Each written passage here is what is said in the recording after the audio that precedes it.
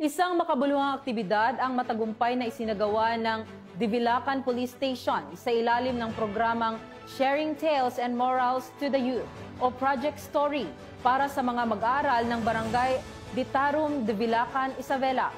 Yan ang magandang balitang hatid ni Patrolwoman Rachel Ledesma.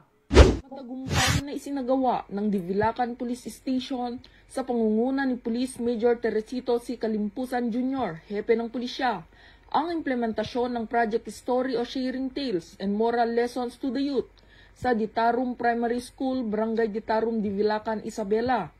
Naging tampok sa aktibidad ang storytelling session, talakayan tungkol sa anti-bullying at violence against women and their children, at nagbigay kulay sa programang pamamahagi ng mga tsinelas, school supplies at hygiene kits sa mga mag-aaral.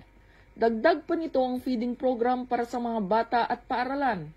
Dumalo naman sa naturang aktibidad ang mga kinatawan mula sa Armed Forces of the Philippines, Local Youth Development Office, SK Federation, faculty and staff ng Ditarum Primary School, mga opisyal ng barangay at mga force multipliers.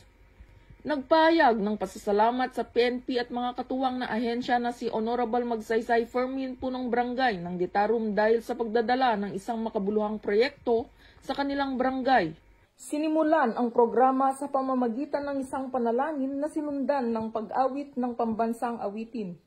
Samantala, nagbigay rin ng inspirasyonal na mensahe si Police Major Kalimpusan Jr.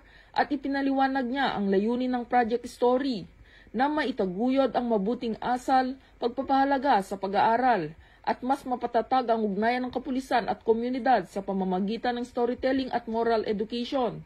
Sumasalamin ang aktibidad na ito na ang bagong PNP para sa bagong Pilipinas ay nagseserbisyo ng mabilis, tapat at nararamdaman. Dito sa Lambak ng Cagayan, ako ang inyong PNN correspondent, Patrolwoman Ledesma, alagad ng batas, tagataguyod ng Balitang Pulis.